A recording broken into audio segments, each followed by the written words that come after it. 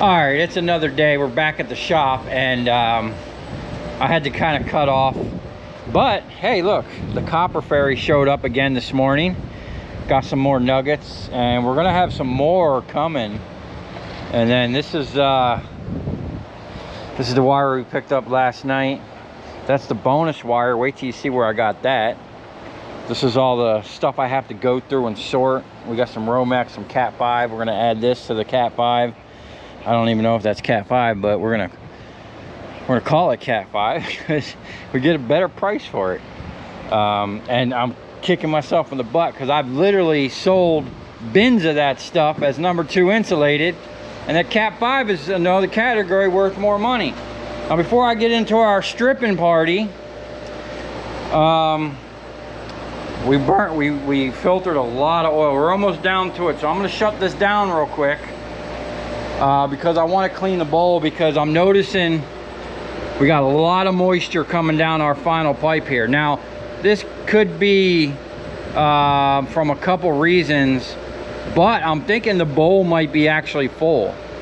So we're going to go ahead and do a shutdown procedure. We're going to stop this.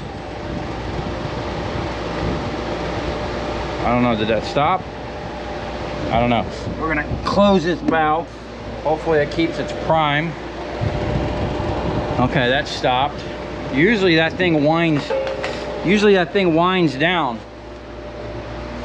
But I think since I changed it to the buttons from the knob, it just stays there. And the reason I changed it from the buttons, or from the knob back to the button, because the little thing was flickering like it was in between. I just like to preset it at one thing and figure it out. Okay, now we're going to shut down the centrifuge. There actually might be, well, I guess, yeah. All right, we're going to shut it down. I'm real interested to see, because I ran this for a while. I mean, a couple hours, maybe 4 or 5 hours. And then I've had this thing running literally for, oh, let's unplug the heater. We don't want the heater to,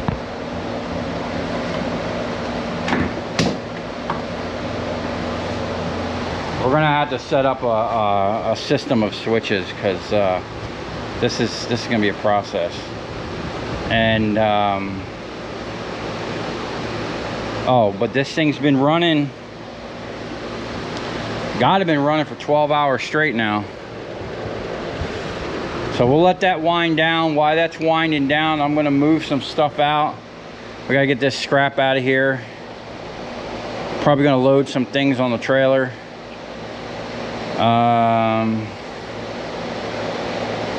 And then Steve might stop by later today.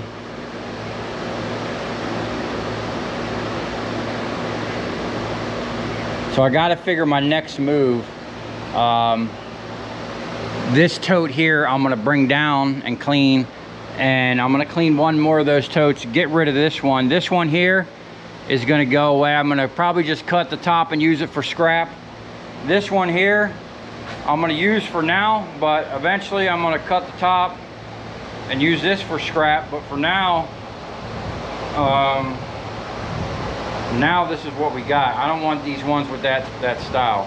I'm glad the totes over there, I'm pretty sure they're all going to be the same. They're the nice ones with the cam lock setups and the thread. So we'll be able to plumb our stuff a little easier than that.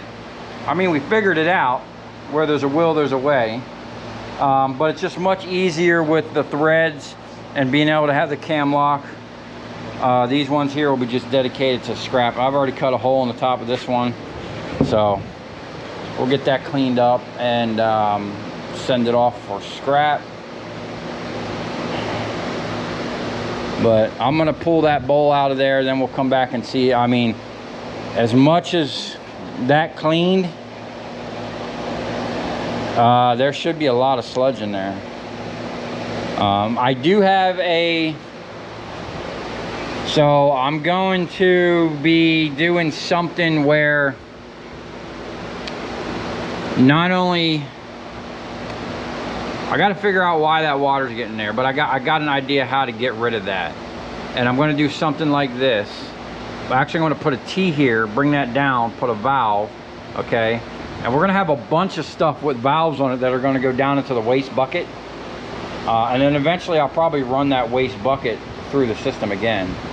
I'm actually going to put a manifold on here as well, to where I can inject multiple things, because what I want to do is I want to run the stuff one time and then run it again, but I don't want to like unplug it and plug it and plug it. I just want to hit a valve and open up another thing, and we might even do that with the line.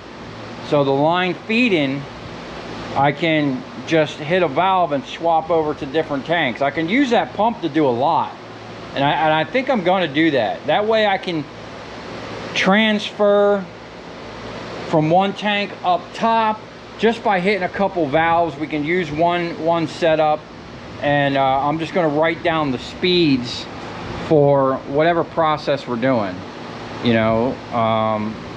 Like I said, this is a work in progress, but when I'm done, we are going to have a solid system, man. And our PO biodiesel centrifuge seems to be working really good.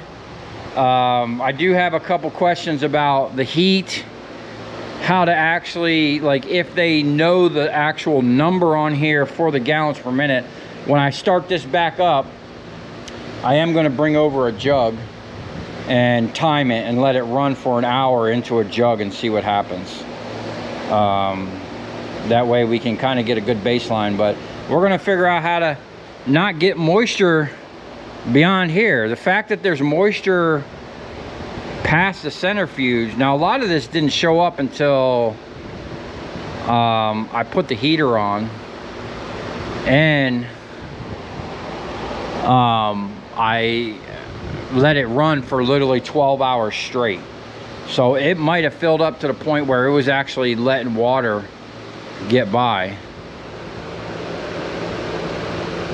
I think water's boiling in there right now, or oil's boiling.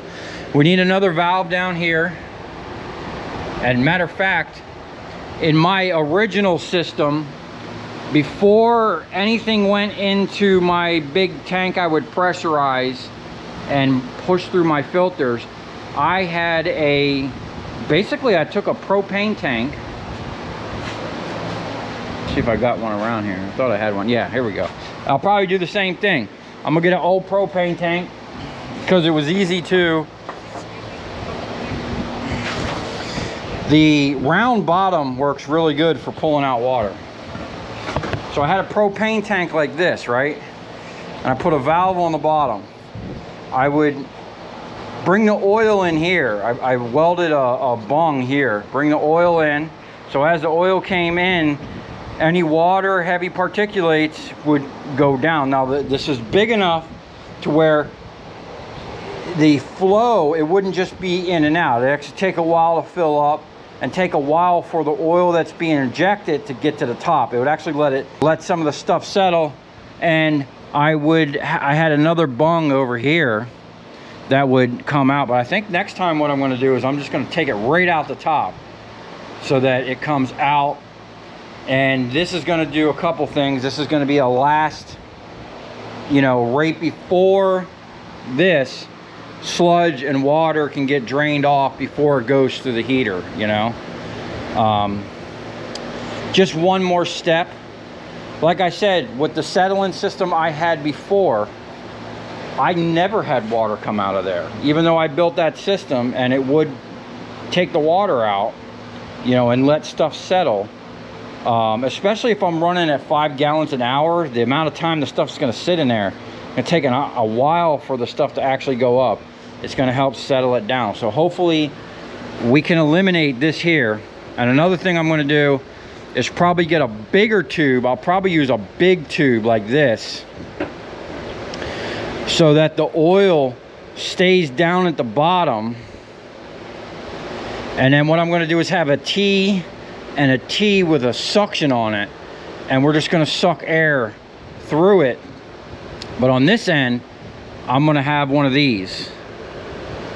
You know, so we should be able to pull that moisture out. We don't want moisture getting in this tank. I think we're pretty good, but we are gonna run this again. Now I gotta kind of think about how I'm going to plumb everything, but we are gonna need basically put a manifold right here with probably 3 valves where I can bring in from 3 different totes if I want, you know. Probably have a purge. So say if I'm pulling from this one, we'll probably have a manifold on the other side as well, or right before the water separator that I'm going to implement, we'll have another bank of valves where I can purge it back to the tank. Like if I pull out of this tank, if I go from this tank to this tank, I'll fire it up. We'll crank the RPMs up real quick, let it purge the line, you know, get the stuff out of the line. Then we'll actually run it through. I might even have to purge this. I don't know. We'll, you know what? It's like I said, we'll figure it out. But right now, let's get inside this thing, see how much crud we actually have. And we got to check our bucket, man. That thing's probably getting kind of full down there. But we are seeing signs of moisture, which you know, we got to work that out. We got to figure that out. Okay, now the lid did have what looked like the lid did have it looked like it had moisture on it, so we have to up our settling game.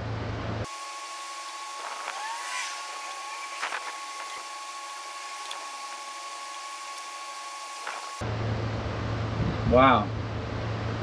Let's get one of my new sticks. See that white streaks? That's definitely moisture getting up in there.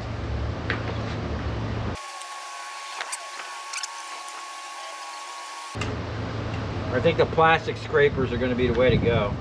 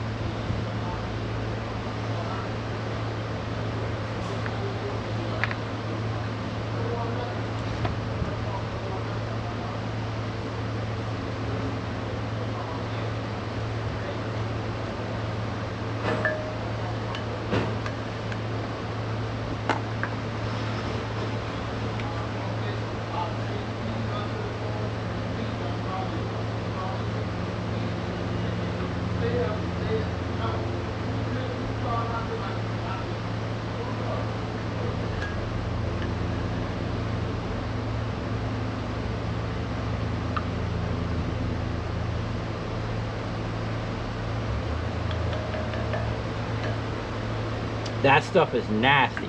All right, I'm gonna get this cleaned up. This thing seems to be working really good. I'm really excited to see how much more we're gonna get out of that, how well that fares. So now that I've dialed that down really slow, I hope it, and you know what? This thing does settle a little bit because that thing is a little bit above the actual bottom, because when I rinse it out, it took me a while to get the water out. I actually had to dry it out with a towel. So there probably is some water and sludge still in there that we're not pulling up, but I'm pretty happy with these results, man. And I'm really excited to see what we're going to get out of that, because I'm going to run that 100% with the heat. We're going to crank it up and yeah, see how we go. Okay, we got this thing put back together. We're gonna fire it up, and I'm gonna run the pump and wait until I see fluid come out before I turn the heater on. We're gonna turn this on, run, Hopefully it stayed primed. It's gonna take, oh, I guess I should put that in. That would have sucked.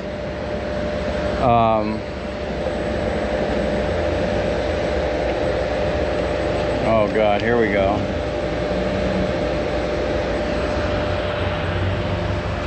Oh, there we go. We got fluid coming out already. That was kind of quick. So we might be spinning too fast or pumping too fast. I don't know, but it's taking a long time to get this tall. So we'll come back to this in a little bit. I'm gonna turn the heater on and then I'm gonna get to my stripping party.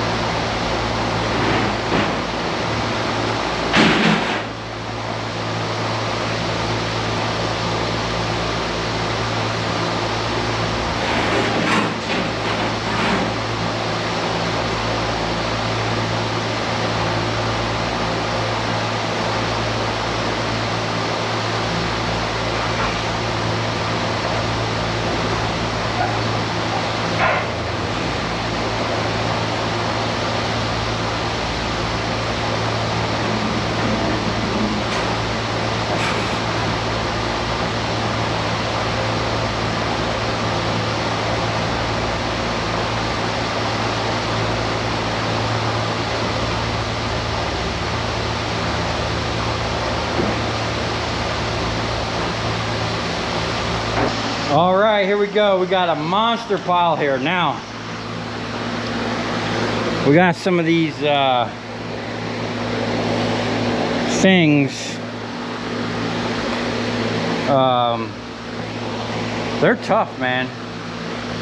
They're crimped on there. They're pretty thick. I got a couple cut-off wheels. I guess that's the only thing we can use. I was gonna try to use the plasma cutter, but without being able to penetrate through, the plasma cutter is not a good choice. Just gonna burn up some tips. I might just cut them off and deal with them later because I'm on a time crunch. I got to get this stuff stripped and sorted. A lot of this stuff's just going to be, we're going to have bright and shiny, probably a little bit of #1, maybe some #2.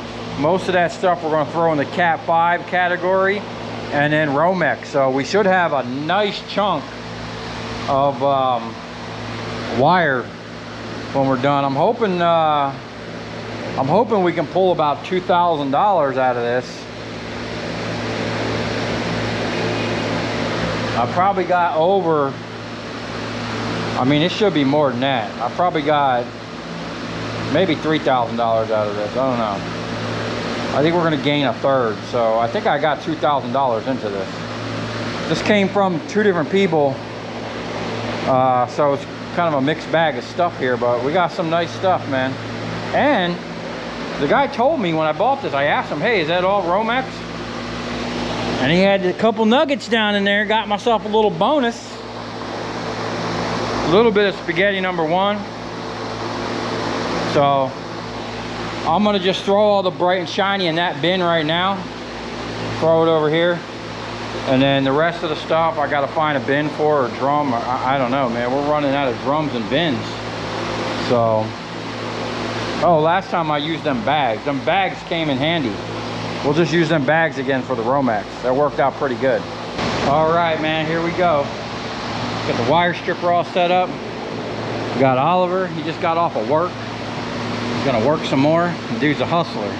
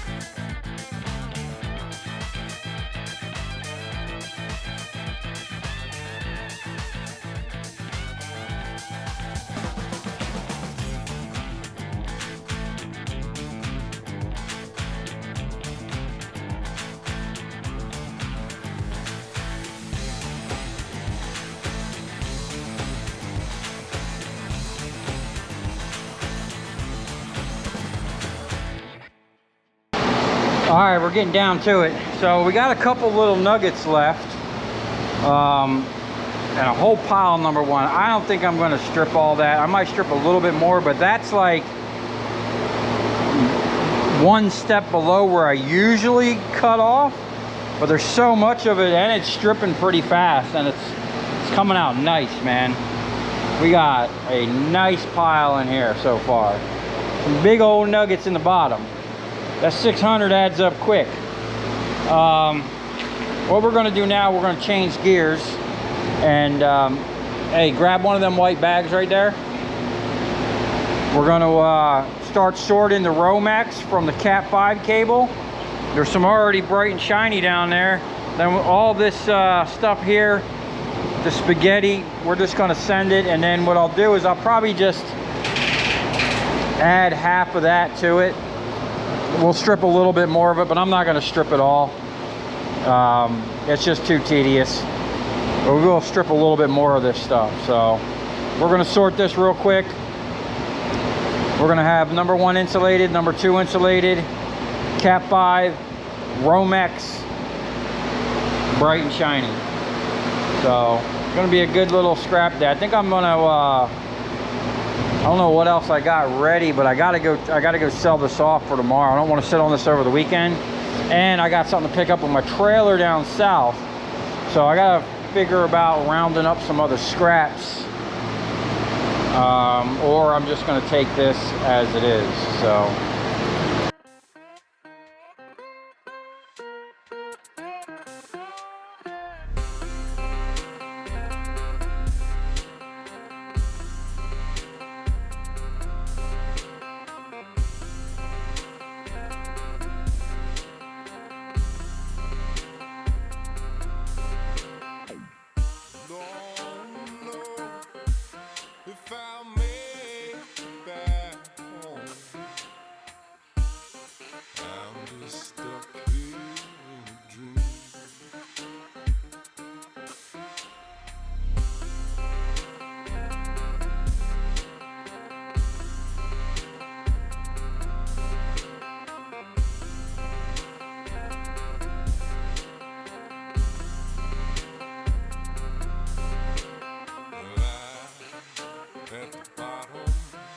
for the ocean, I'm at the bottom of the sea.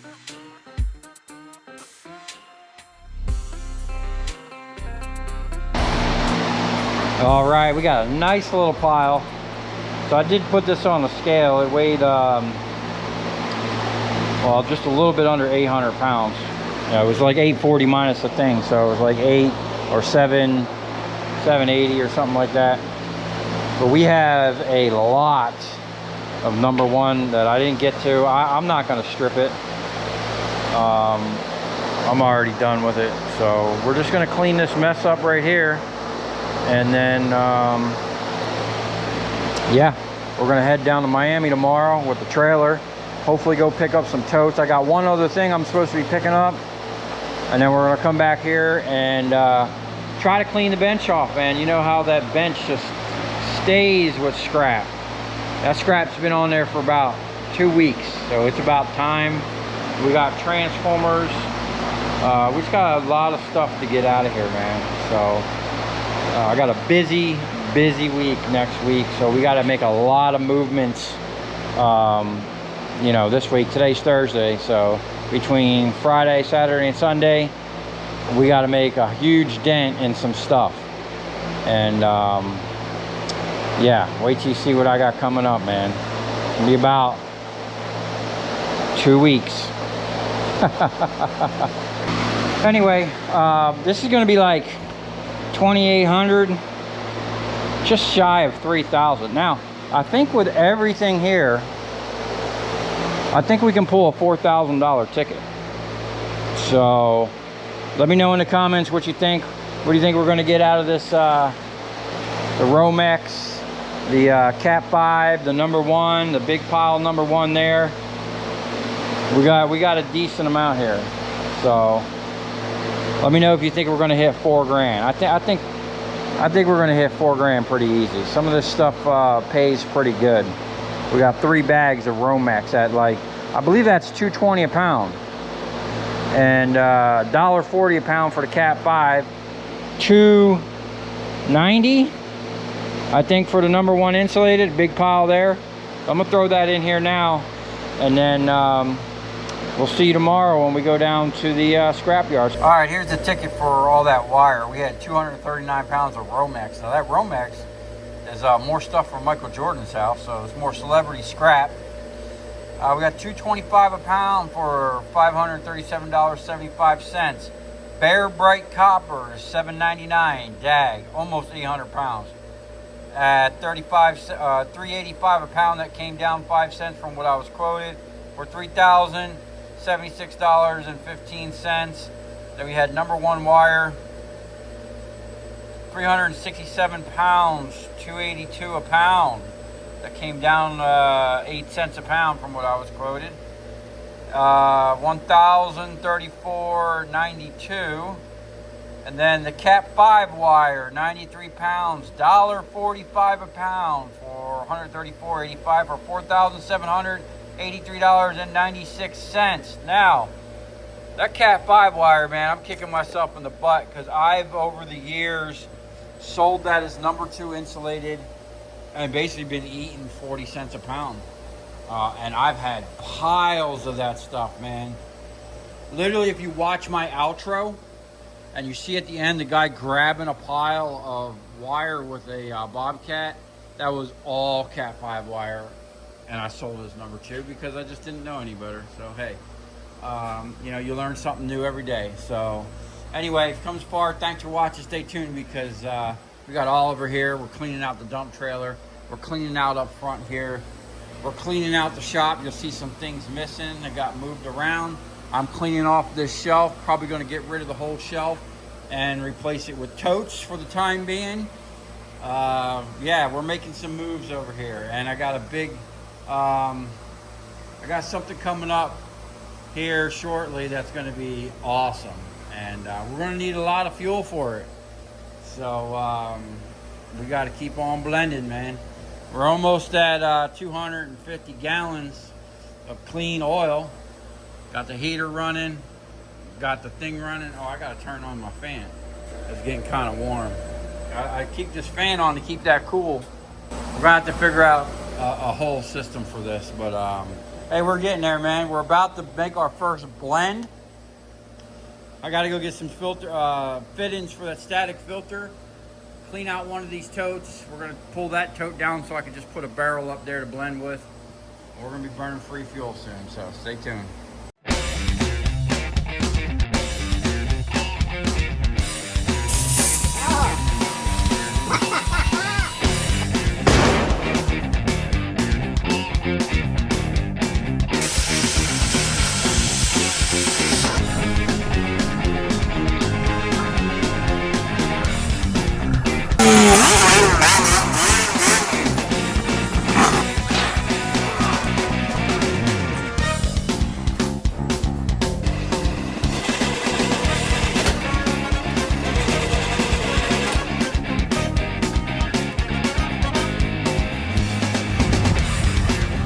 I'll tell you where we're going, right to the scrap yard.